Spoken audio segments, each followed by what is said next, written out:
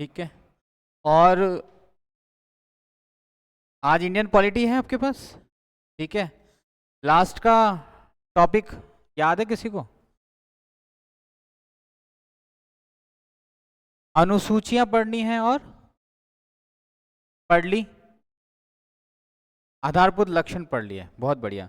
तो थोड़ा सा मैं रिवाइज करता हूँ आप लोगों के लिए, क्योंकि बहुत दिनों बाद आप लोगों से मुलाकात हुई है इस पॉलिटी की क्लास के अंदर, ठीक है। नॉर्मली जब हम भारतीय पॉलिटी की बात करते हैं, संविधान की बात करते हैं, तो जो आपके लेवल का जो एग्जाम्स है, बेसिकली सबसे ज़्यादा बार जो क्वेश्चन पूछा जाता है, तो हम स्टार्टिंग करते हैं यहाँ से, कॉन्स्टिट्यूशनल असेंबली से, है ना, संविधान सभा से, संविधान सभा। और संविधान सभा के बारे में जो मोटे मोटे क्वेश्चन बनते हैं वो हैं कि सबसे पहली मांग संविधान सभा के द्वारा के लिए किसने की थी? बाल गंगाधर तिलक ने। लेकिन वो मांग कैसी थी? वर्बली थी, मुंह से बोला गया था कि भाई स्वराज के लिए, स्वराज के जो शासन अधिनियम है वो हम ही बनाएंगे। लेकिन सबसे पहले लिखित में मांग किसने करी थी? मानवेंद्र नाथ रॉय, मानवेंद्र नाथ रॉय। लेकिन उसकी मांग को भी एक्सेप्ट नहीं किया गया। इसके बाद मांग करी गई थी महात्मा गांधी के द्वारा 1922 के, जब महात्मा गांधी के द्वारा मांग करी गई थी। फिर आता है कांग्रेस कमेटी 1934, 1934 28 का 1928 में कांग्रेस कमेटी के द्वारा औपचारिक रूप से मांग करी गई थी। संविधान सभा की मांग एक्सेप्ट करी गई। इसी दौरान शुरू हो जाता है हमारे पास द्वितीय विश्व युद्ध 1939 से 45 के बीच में। और अंग्रेज सरकार ये कहती है कि हम यहाँ पर एक मिशन भेज रहे हैं, कैबिनेट मिशन भेज रहे हैं स्टूफर्ड क्रिप्स के अधीन, वो आपके साथ इस पे बात करेंगे और आपके संविधान सभा की मांग को स्वीकार करेंगे, देखेंगे जो भी स्थिति होगी। लेकिन उसका कोई नतीजा नहीं निकलता। उसके बाद आता है 1946 में कैबिनेट योजना, माउंट बैटन की कैबिनेट योजना। और कैबिनेट योजना की सिफारिश पर ही किसका गठन किया गया? इसका, है ना, कैबिनेट योजना 1946 की सिफारिश पर।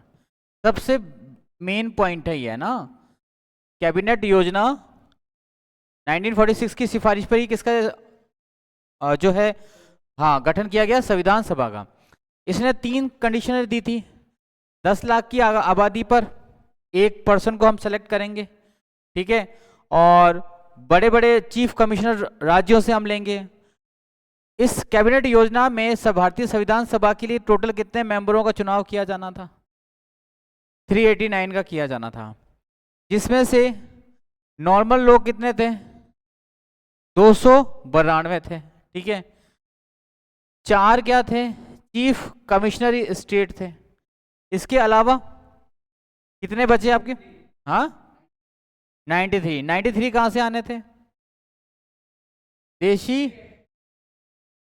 ये आने थे देशी रियासतों से, ये देशी रियासतों से थे। यही तो लिखाया हुआ होगा ना भाई आपके पास, है ना। और ये थे दिल्ली, हाँ, कुर्ग, अजमेर मेरवाड़ा, अजमेर मेरवाड़ा, और एक और था बलूचिस्तान, बलूचिस्तान। यहां से ये आना था, ठीक है।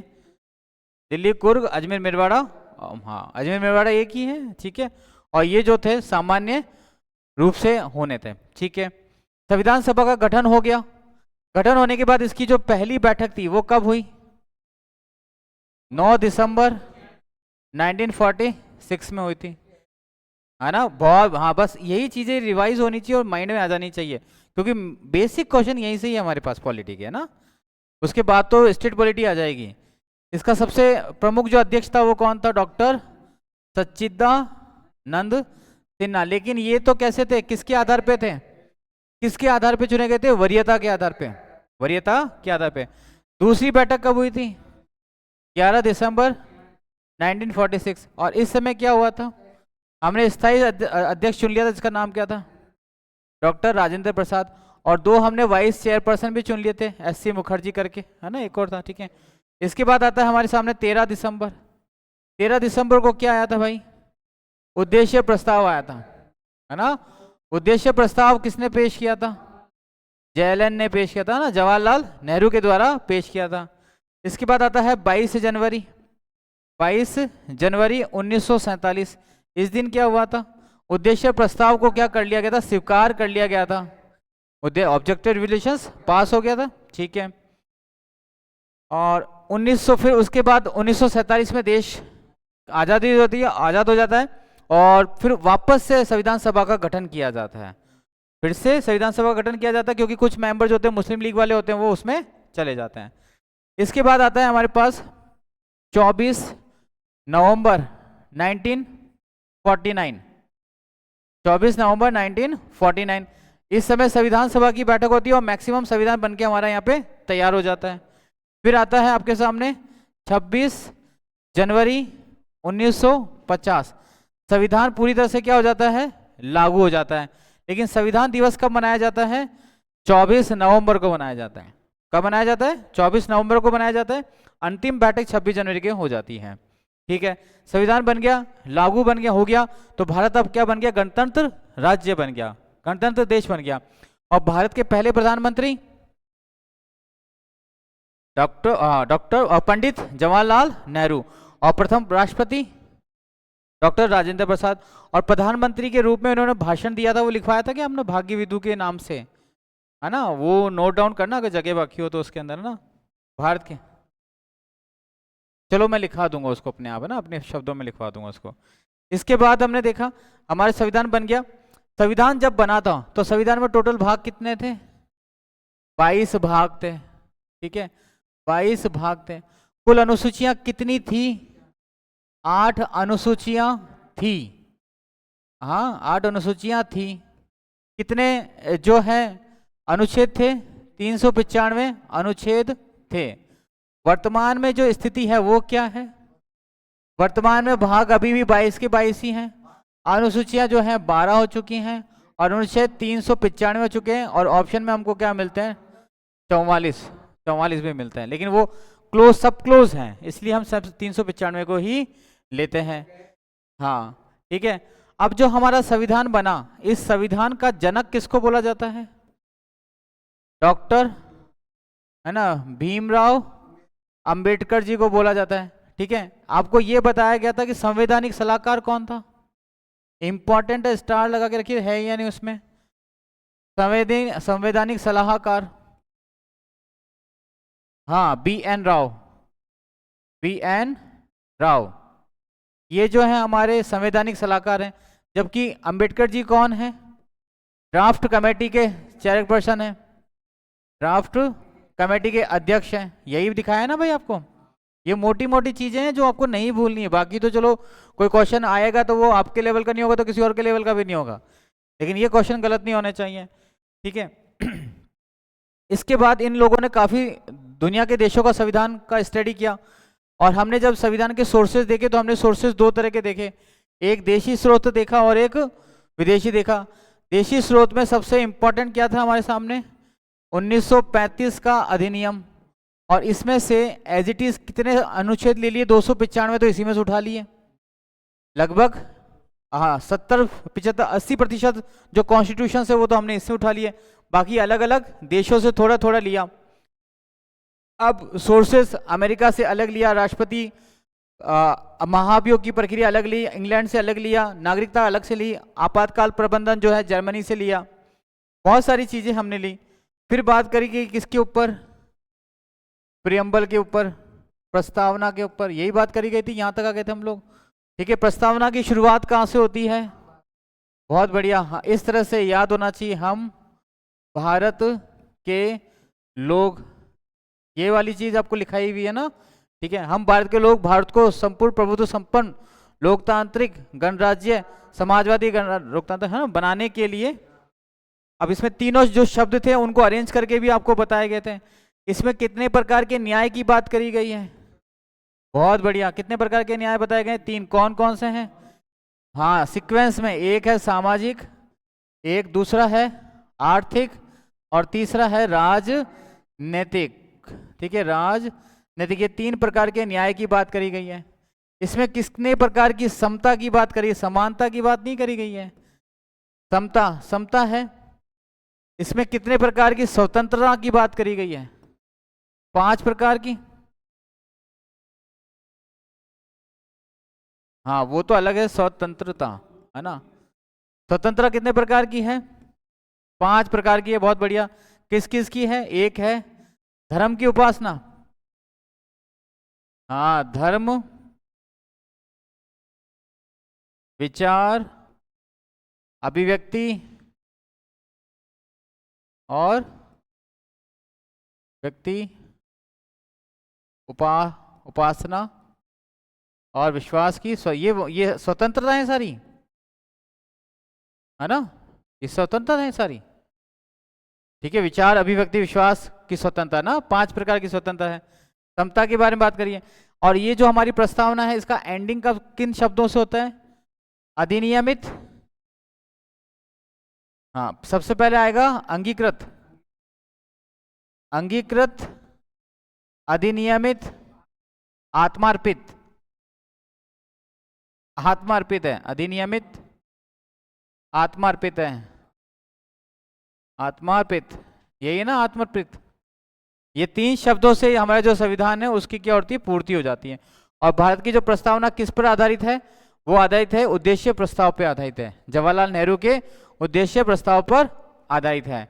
अब वो जो सेंटेंस में बता रहा था वो आप नोट कर लीजिएगा कि कहीं नहीं, कहाँ पे, जहां संविधान में जवाहरलाल नेहरू का नाम आया हो कहीं पे भी, ठीक है, या 26 जनवरी की कहीं डेट आई हो, हाँ 26 जनवरी की जहां पे भी डेट आई ना वहां पे ये जरूर लिखिएगा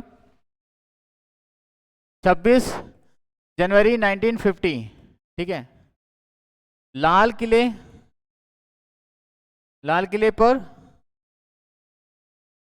झंडा, 26 जनवरी पर झंडा कौन फहराता है? 26 जनवरी पर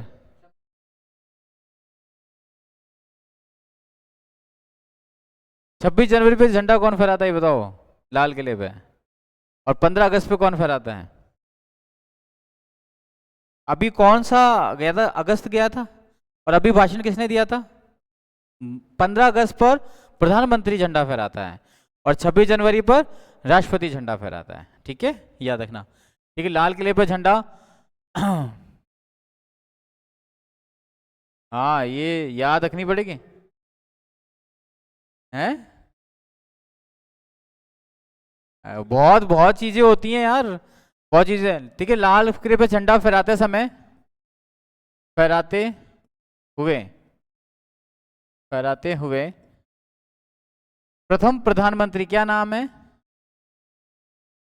हाँ प्रथम, भारत के प्रथम प्रधानमंत्री, भारत के प्रथम प्रधानमंत्री पंडित जवाहरलाल नेहरू, पंडित जवाहरलाल नेहरू ने, हाँ हाँ सबसे पहला प्रधानमंत्री के द्वारा ही, इनके द्वारा अपनाया गया था। ठीक है, हाँ इन्होंने एक भाषण दिया था, वो याद रखना है आपको, बहुत छोटा सा है और राजस्थान माध्यमिक शिक्षा बोर्ड की एनसीईआरटी की बुक में है और इसको 3 बार एग्जामिनर ने पूछ लिया है। ने भारत भाग्य विधाता, भारत भाग्य विधाता के नाम से, के नाम से भाषण दिया, से भारत भाग्य विधाता, चिरंजीवी ऐसा कुछ बोलते हैं, भारत भाग्य विधाता के नाम से भाषण दिया। ये इंपॉर्टेंट है, थोड़ा सा इसको कहीं पे भी अटका के रखना कि भारत के प्रथम प्रधानमंत्री ने किस शीर्षक के नाम से भाषण दिया था, तो वो ये एक ही ऑप्शन मिलेगा आपको। ठीक है, अब हम आ जाते हैं, हम संविधान की अनुसूचियों पे पढ़ लिया था। संविधान की कितनी अनुसूचियां थी, कितनी है? पहली अनुसूची किससे संबंधित है? आपको याद हो जाना चाहिए अब तक तो, राज्य और उसके विस्तार से संबंधित है। राज्य से संबंधित है कि भारत में कितने, पहली सूची, पहली अनुसूची सिंपल बोलो तो इसमें क्या है? राज्यों के क्या है, नाम है, हाँ या ना? सिंपल शॉर्ट में बोलूं तो यही तो है ना, समझाया था मैंने, एक्सप्लेन किया था आपको। दूसरी अनुसूची, बहुत बढ़िया, वेतन। सिंपल शॉर्ट में याद रखो आपको, वेतन भत्ते। अगर आपसे पूछ लिया जाए राष्ट्रपति के वेतन का निर्धारण भारतीय संविधान की कौन सी अनुसूची से होता है? अनुसूची 2 के तहत।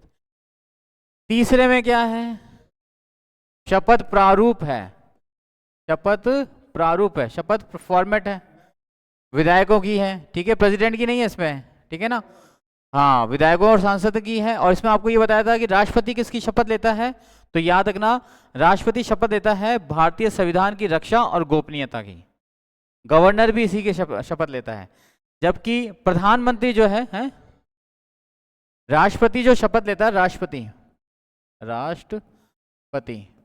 राष्ट्रपति के शपथ के प्रारूप, राष्ट्रपति शपथ लेता है संविधान की रक्षा एवं गोपनीयता की, गोपनीयता की। गवर्नर भी सेम लेगा, संविधान की रक्षा और गोपनीयता की रक्षा की शपथ लेता है। लेकिन प्रधानमंत्री जो है वो क्या लेता है, प्रधानमंत्री किसकी शपथ लेता है, प्रधानमंत्री शपथ लेता है संविधान के अंतर्गत शासन एवं गोपनीयता की, शासन एवं गोपनीयता की, ये प्रधानमंत्री शपथ लेता है, ठीक है। बाकी एमएलए वगैरह ये सब लोग इसी तरह से शपथ लेते हैं। शपथ के बारे में आपको ये भी बताया था कि राष्ट्रपति को शपथ कौन दिलवाता है, chief justice of supreme court. ये राष्ट्रपति में और अच्छे से डिटेल में पढ़ाएंगे आपको, आप टेंशन मत लो, हम धीरे धीरे बढ़ रहे हैं आगे। लेकिन ये वो चीजें जो आपको मेमोराइज रहना चाहिए। अनुसूची 4 का संबंध किससे है, अनुसूची 4 राज्यसभा में सीटों का आवंटन, ठीक है। और कितनी सीटें रहती हैं बताया था आपको ये या नहीं बताया था, राज्यसभा में वर्तमान में कितनी है सीटों की संख्या 250, लेकिन अभी कितने हैं प्रेजेंट में 245। हाँ, राज्यसभा में सीटों का आवंटन, और सबसे ज्यादा सीटें राज्यसभा में किसकी हैं, यूपी की। किसकी है, ये किसकी बोली, यूपी की। वो तो जिसकी सरकार होगी, ये अस्थायी और अस्थायी सदन नहीं होगी, ये कैसा परमानेंट सदन है, इसको कभी भी डिसॉल्व नहीं किया जा सकता, खत्म नहीं किया जा सकता। यूपी, हाँ, सबसे ज्यादा इसी की रहती है, ठीक है। 5वीं अनुसूची का संबंध किससे है, बहुत बढ़िया, एसटी एससी के आरक्षण से है, एसटी एससी आरक्षण। और इस आरक्षण को कब तक बढ़ा दिया गया है, 2026 तक बढ़ा दिया गया है जनसंख्या के आधार पे, ठीक है। 6ठी अनुसूची का संबंध किससे है, 6ठी अनुसूची का संबंध, हाँ बहुत बढ़िया, किससे है भैया, ये पूर्वोत्तर राज्यों से। पूर्वोत्तर राज्यों में बताया था 7 सिस्टर आती हैं, हाँ जी, है ना, पूर्वोत्तर राज्यों के उपबंध है 7 से, हाँ पूर्व के उपबंध है, असम, मेघालय, त्रिपुरा, अरुणाचल प्रदेश, मिजोरम, ठीक है, ये वाले आते हैं। सिक्किम भी आता है, नागालैंड भी आएगा, ठीक है। 7वीं अनुसूची का संबंध बहुत इंपॉर्टेंट है, हाँ, विषयों का बंटवारा।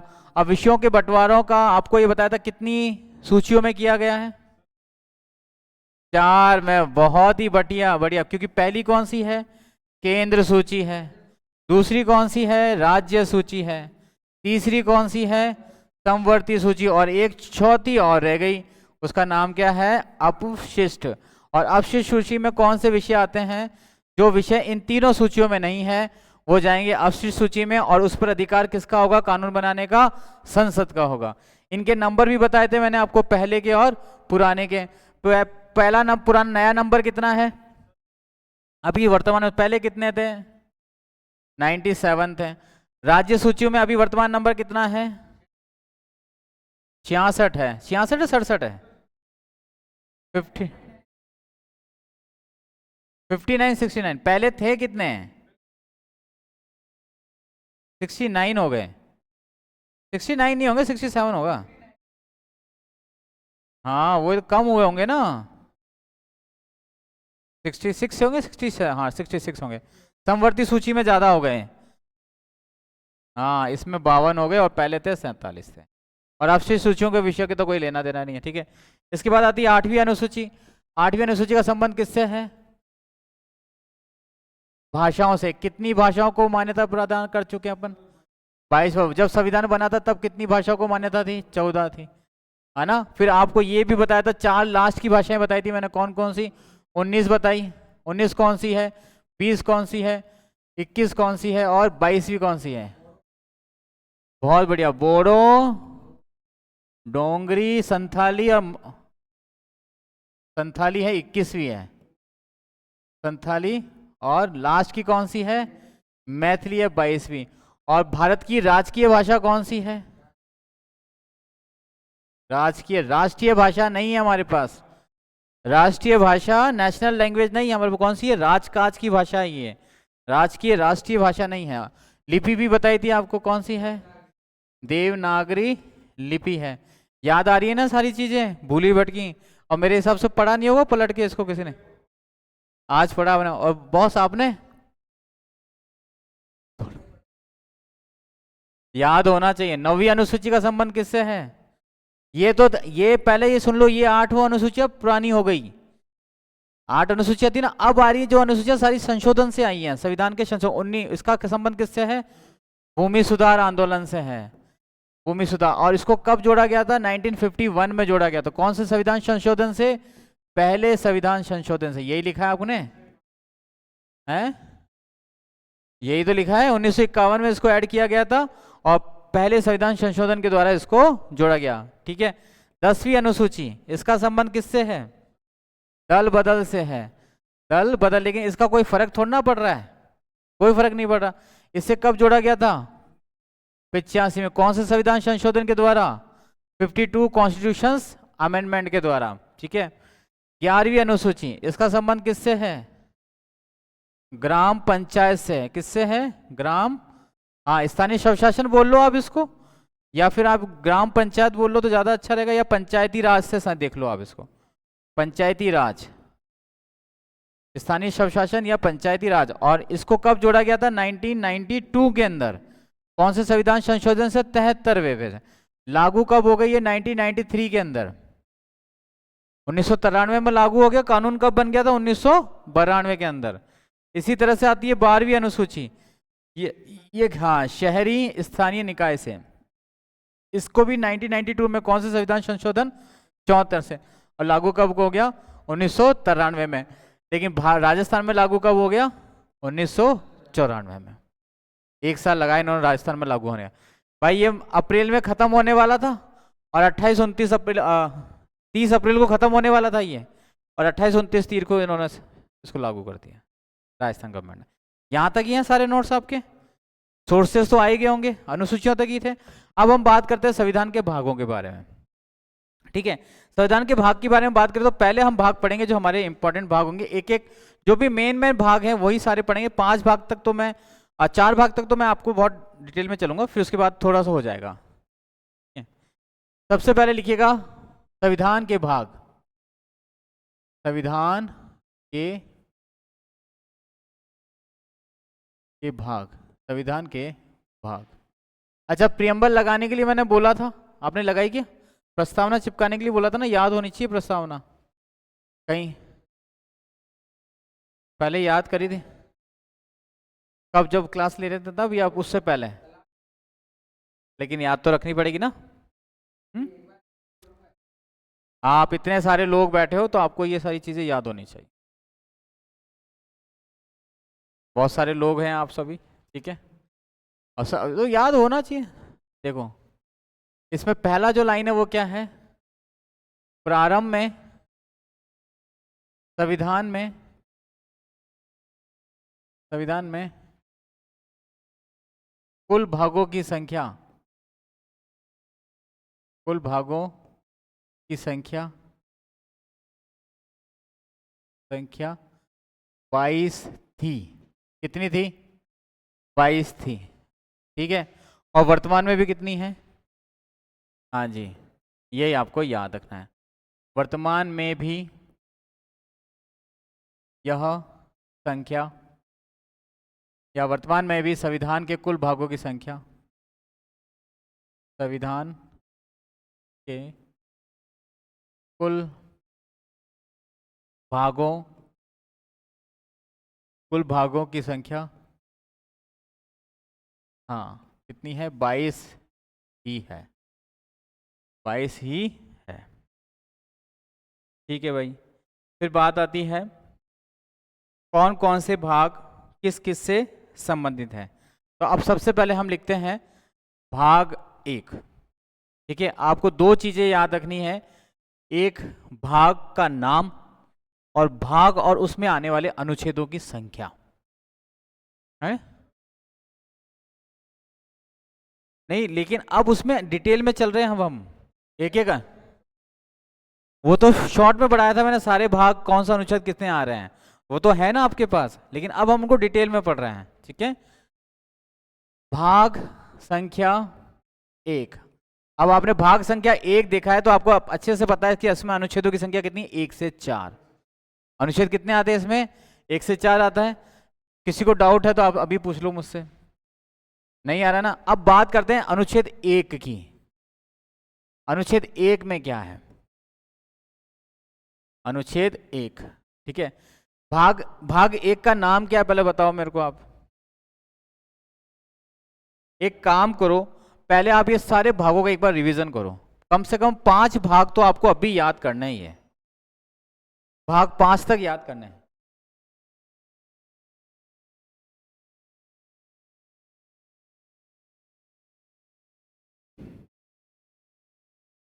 भाग 5 तक अभी के अभी याद करके देना है मेरे को आपको।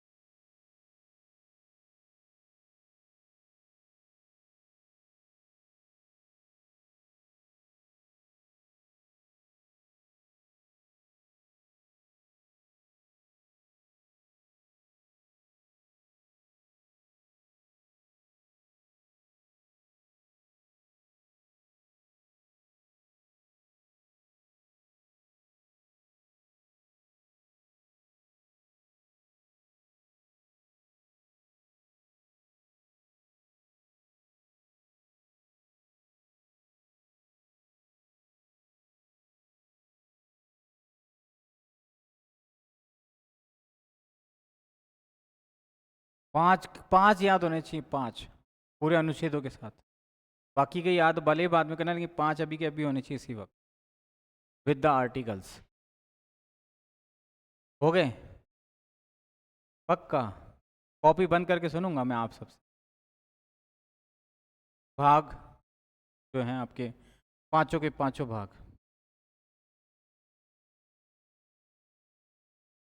हो गए, कॉन्फिडेंट चाहिए मुझे।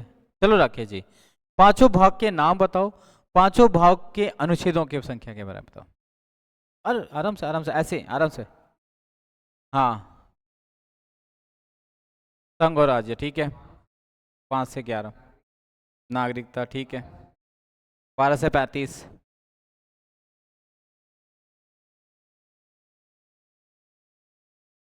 बताओ कहाँ रुक गए, 12 से 35 मौलिक अधिकार, मौलिक अधिकार ही है। ठीक है, ठीक है। हाँ 36 से 51 बताओ।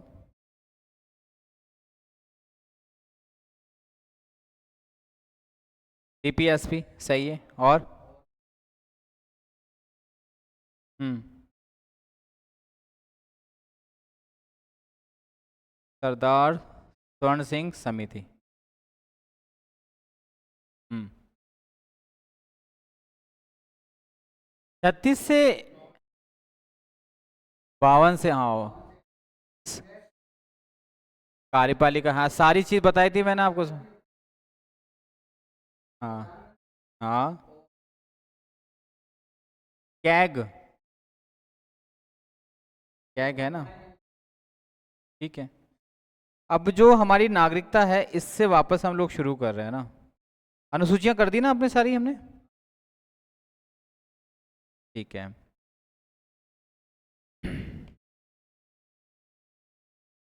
तो सबसे पहले लिखिएगा अनुच्छेद एक, संघ और उसका राज्य क्षेत्र। लिखो आप पहले, फिर समझा दूंगा मैं आपको।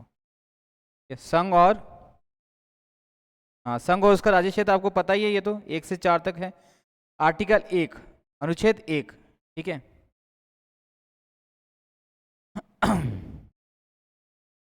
देश का नाम, अनुच्छेद जो 1 है इसमें क्या मेंशन किया गया है? देश का नाम। और देश का नाम क्या है हमारे? भारत और ऑब्लिक इंडिया, दोनों नाम हमको देखने को मिलते हैं। भारत और इंडिया जो है, देश का नाम कौन से अनुच्छेद में पब्लिश किया गया है? आपके आर्टिकल 1 के अंदर, ठीक है। अनुच्छेद 2 ठीक है, नए राज्यों का प्रवेश, ठीक है, हाँ, नए राज्यों का प्रवेश। अनुच्छेद जो 2 है हमारे से, वो क्या है? नए राज्यों का प्रवेश। अब नए राज्यों का प्रवेश कैसे हो सकता है? ये 2 तरीके हैं। एक तो ये कि हम किसी को कैप्चर कर लें तो अपने आप उसका राज्य माना जाएगा। दूसरा, संसद जो है उसको एक्सेप्ट कर ले संसद के कहने पर, ठीक है। आसान सा है, ज़्यादा टिपिकल नहीं है। ज़्यादा टिपिकल हम शुरू करेंगे फंडामेंटल राइट्स पे, ठीक है। तीसरा लिखना, अनुच्छेद 3, नए राज्यों का गठन। इंपॉर्टेंट है, ध्यान रखिएगा। नए राज्यों का गठन, गठन का मतलब ये हो गया कि भारत में जितने भी राज्य हैं उन्हीं राज्यों में से कुछ सीमा को जोड़ तोड़ करके हम क्या करेंगे? नए राज्य बनाएंगे। जैसे अगर आपको ये पूछा जाए वर्तमान में नवगठित भारत का राज्य कौन सा है, तो आपका जवाब क्या होगा? तेलंगाना। क्यों होगा? जम्मू कश्मीर के अलावा लद्दाख। कौन सा होगा? लद्दाख होगा, ठीक है। जम्मू कश्मीर तो था ना भाई पहले, लद्दाख कहाँ था? लद्दाख स्टेट थोड़े ना था। नवीनतम नवगठित जो राज्य है वो लद्दाख है, यूनियन टेरिटरी में, ठीक है। राज्य था, क्यों नहीं था? केंद्र शासित राज्यों में आता था और 370 के अधीन वो चलता था ना, लेकिन राज्य तो था। लद्दाख, लद्दाख तो उसका टाउन था, लद्दाख राज्य नहीं था, पूर्ण राज्य को हाँ नहीं था उस समय, ठीक है।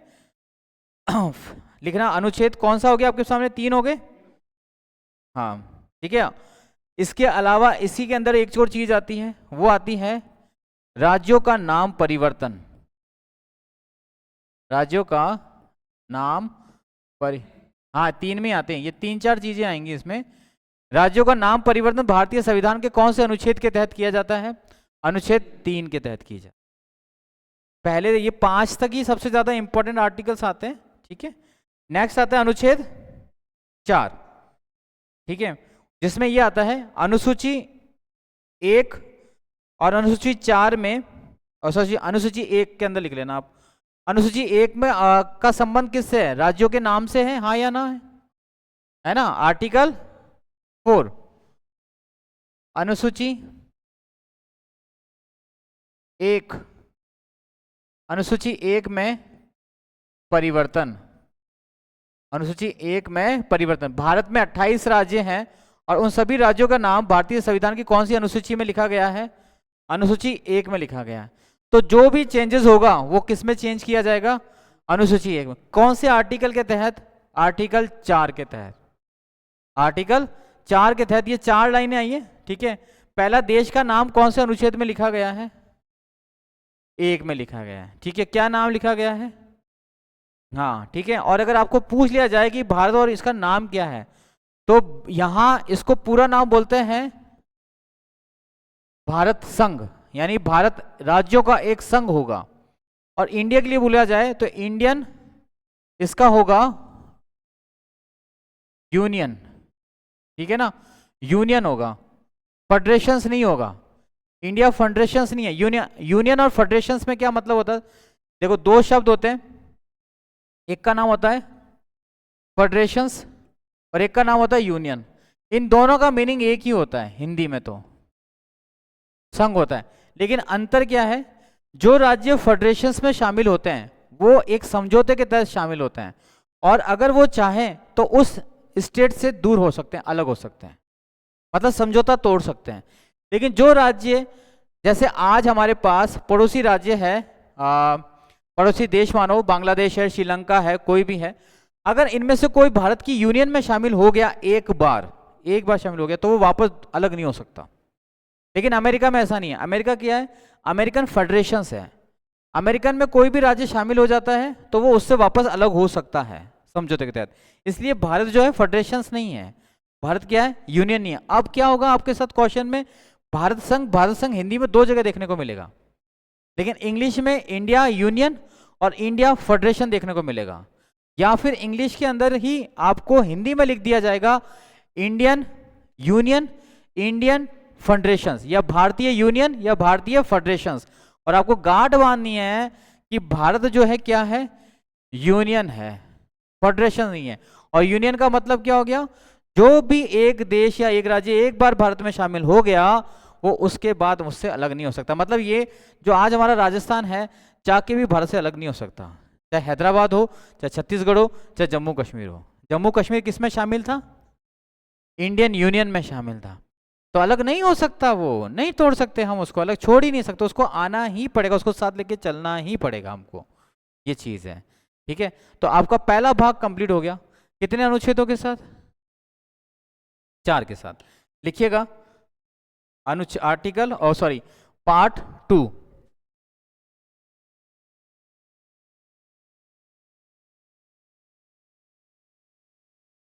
इस पे बहुत डिटेल में बात होती है, लेकिन हमारे काम के मैक्सिमम जो चीजें हैं उसके अकॉर्डिंग हम चल रहे हैं ना। ठीक है, अगला आता है हमारे सामने भाग 2। भाग 2 का नाम क्या भाई, याद है आपको, नागरिकता। पहले इसकी इंपॉर्टेंट चीज बताता हूं फिर आपको चीज बताता हूं।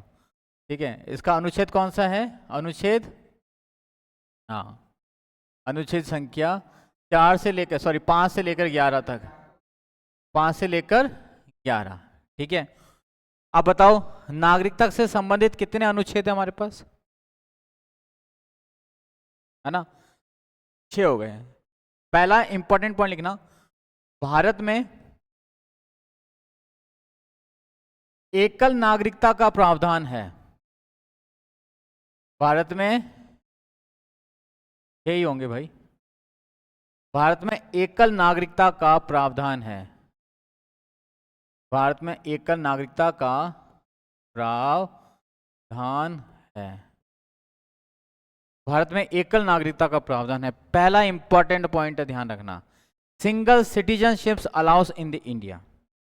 कितने प्रकार की नागरिकता दे सकते हैं हम भारत में, एकल नागरिक। और ये किसके अकॉर्डिंग है, नागरिकता हमने ली किससे है, सोर्सेज में बताया था मैंने आपको, याद है किसी को, नागरिकता प्रावधान कहां से लिया है, बहुत बढ़िया प्रदेश जी, बहुत बढ़िया, कहां से लिया है राकेश जी, नागरिकता का प्रावधान कहां से, अरे इतने सारे लोग हो तुम कुछ तो बोलो, नागरिकता का प्रावधान कहां से है, ब्रिटेन से है। कितने प्रकार की नागरिकता हमारे पास, एक प्रकार की एकल नागरिकता, उस नागरिकता का नाम क्या है, हाँ, भारत की नागरिकता। जबकि जो अमेरिका है वहां पे कितनी नागरिकता चलती है, 2 नागरिकता चलती है। ठीक है, अनुच्छेद संख्या लिखना, कौन सा अनुच्छेद आएगा सबसे पहले आपके सामने, 5 आएगा, 5 से 11। ठीक है, और इसमें जो नागरिकता का प्रावधान है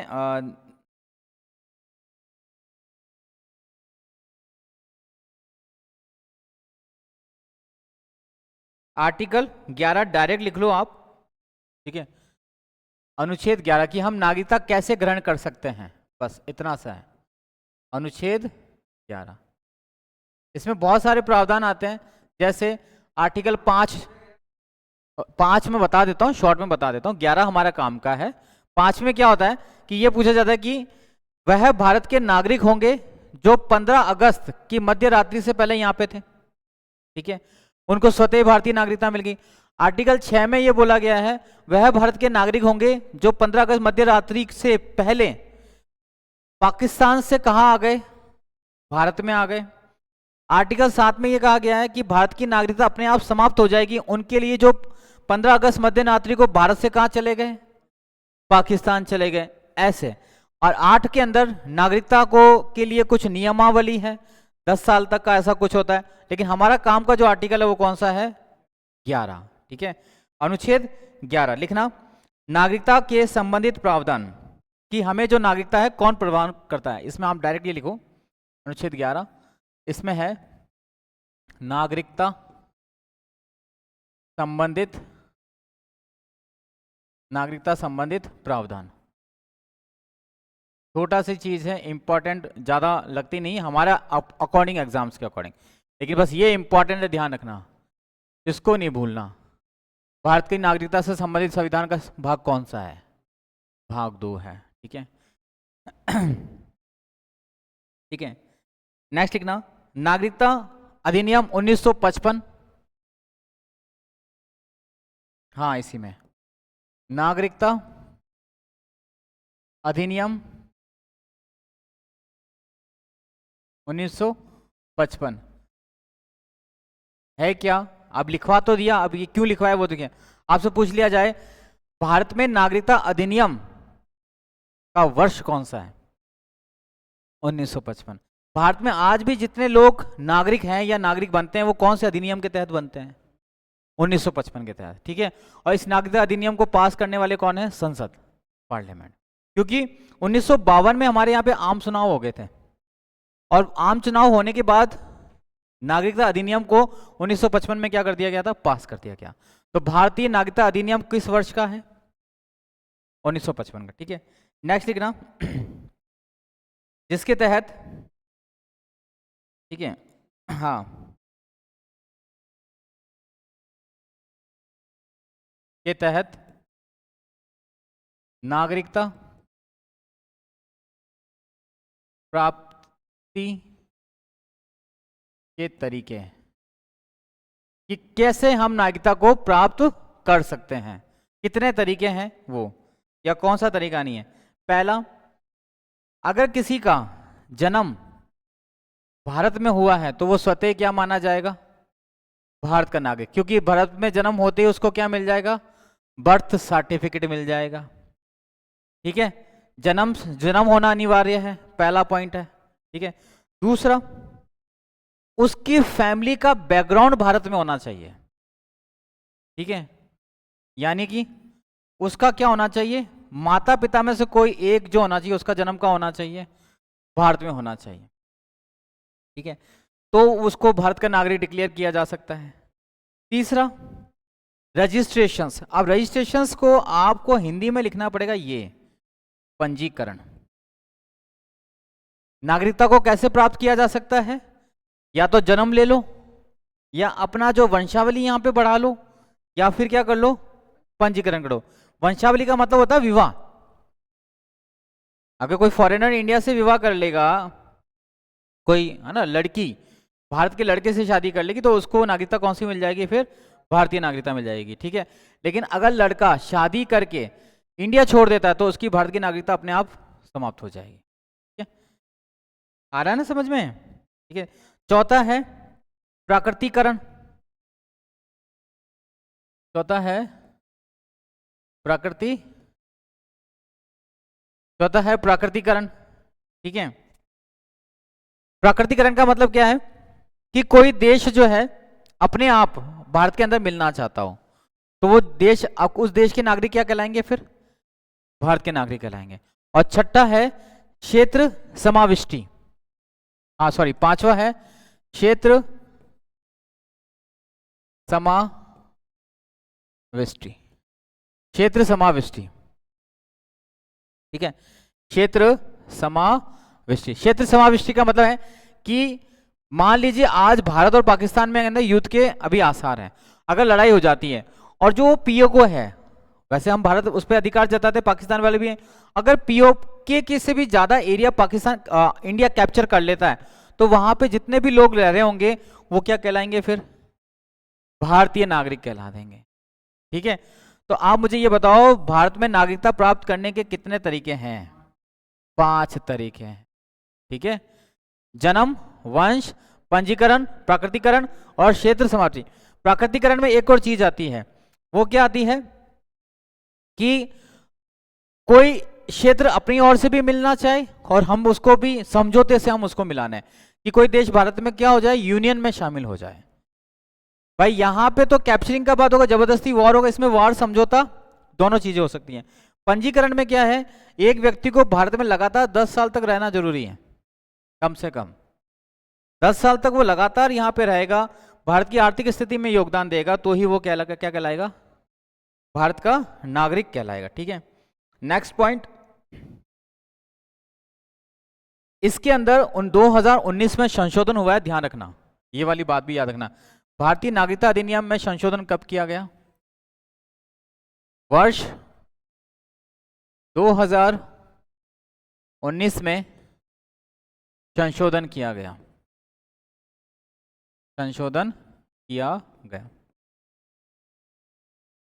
वर्ष 2019 में संशोधन किया गया। ठीक है, इसमें यह हुआ कि पीओके, बांग्लादेश, ठीक है, अफगानिस्तान के जो हिंदू हैं या फिर जो सिख हैं या बौद्ध हैं, ईसाई हैं, जैन हैं, है ना, वर्ष 2000 अक्टूबर 2019 से एग्जैक्ट इसका टाइम पीरियड अक्टूबर 2019, इसमें होता क्या है कि 2019 से पहले या इसके बाद में बांग्लादेश, पीओके, अफगानिस्तान, यहां से अगर हिंदू भारत में आ रहे हैं, सिख आ रहे हैं, बौद्ध आ रहे हैं, ईसाई आ रहे हैं या फारसी आ रहे हैं, तो उनको भी नागरिकता किसकी दी जाएगी? भारतीय नागरिक। लेकिन किसको नहीं दी जाएगी? मुस्लिम को नहीं दी जाएगी। 2019 किसका टाइम पीरियड है ये? मोदी जी का। उन्होंने बोला भारत में जितने सनातन धर्मी हैं उनको हम देंगे, लेकिन जो नहीं है उनको हम नहीं देंगे। इस कम्युनिटी में एक वर्ड चलता है जिसका नाम होता है काफिर। काफिर क्या होता है? काफिर होते हैं गैर मुस्लिम, इस्लाम को नहीं मानने वाले। ठीक है, और काफिर को मानने वाले को बोला जाता है गाजी। गाजी मतलब सुप्रीम। तो जितने भी हमारे यहाँ पे आक्रमणकारी होते उन्होंने गाजी की उपाधि धारण करी, क्योंकि उन्होंने सबने किसका वध किया?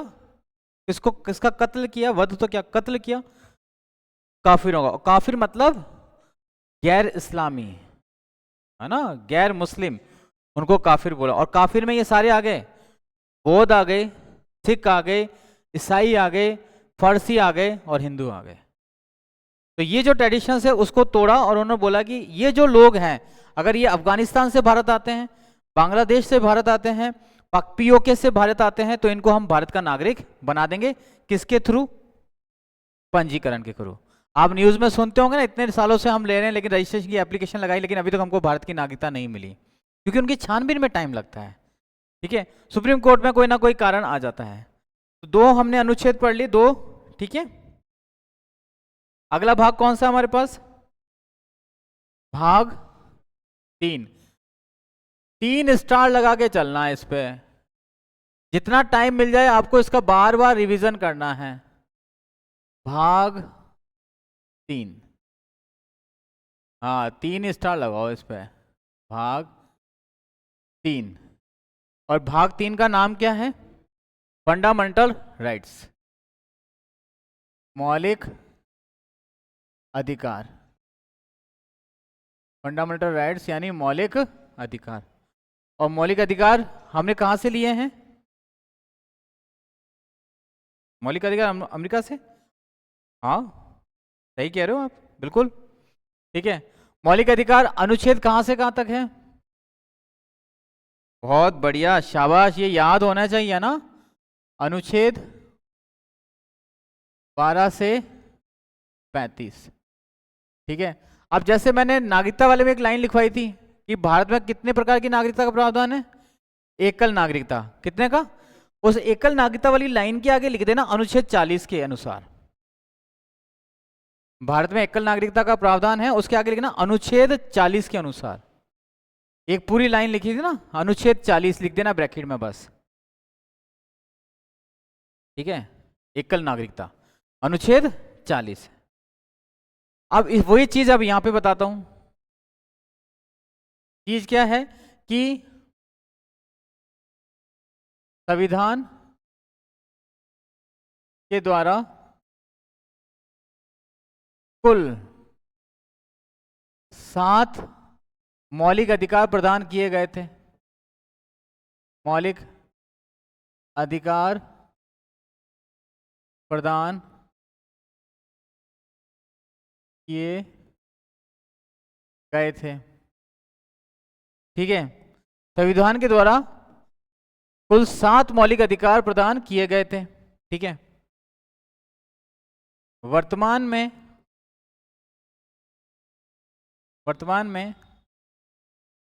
कुल 6 मौलिक अधिकार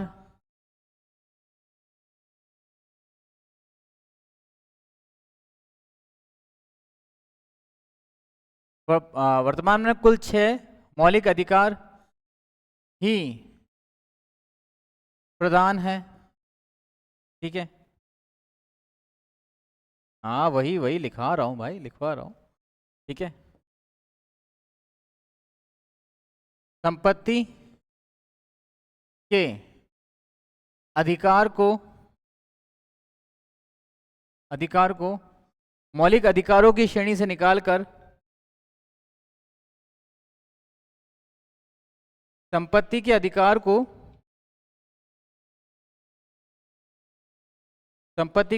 को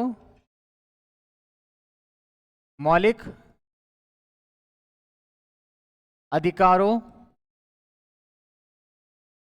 अधिकारों की, कल टेस्ट था ना आपके, कैसा रहा,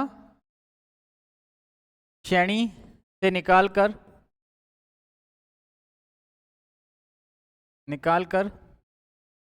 कानूनी, कौन सा अधिकार बना दिया रे भाई, इधर फोकस करो सब लोग, निकालकर कानूनी अधिकार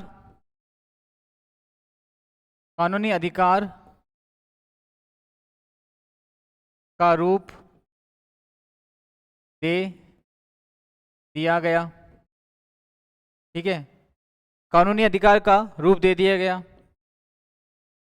44वें संविधान संशोधन,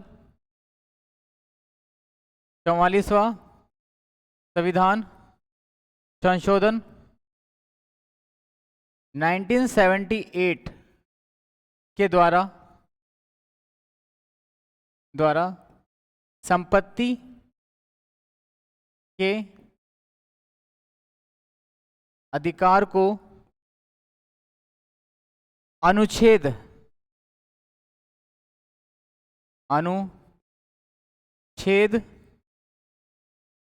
300 का में प्रतिस्थापित किया गया है।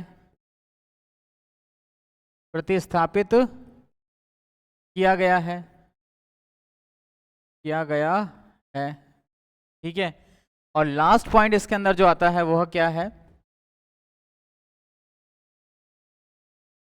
अनुच्छेद 15, 16, 19, 15, 16, 19 और 29, 32, 15, 16, 19, 29, 32 केवल भारतीयों को प्राप्त हैं, विदेशियों को नहीं, केवल भारतीयों को प्राप्त हैं।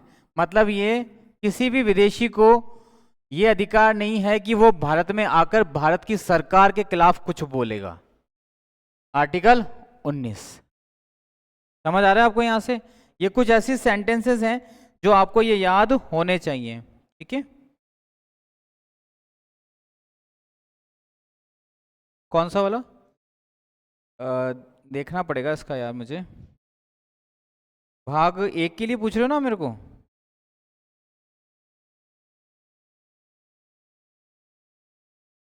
अच्छा, नागरिक के लिए संशोधन पूछ रहे हो ना? हाँ, नहीं एक्चुअल में संविधान में संशोधन थोड़ा ना था, ये अधिनियम में संशोधन था, संविधान का संशोधन नहीं है ये। समझ रहे हो ना आप? इस अधिनियम में थोड़ा बहुत बदलाव किया गया था। अगर संविधान में संशोधन करते तो बात अलग होती। हाँ हाँ, अधिनियम वही तो लाइन लिखाई है ना भाई। हाँ वही लाइन लिखाई है, आपको कुछ और चेंजेस नहीं किया मैंने।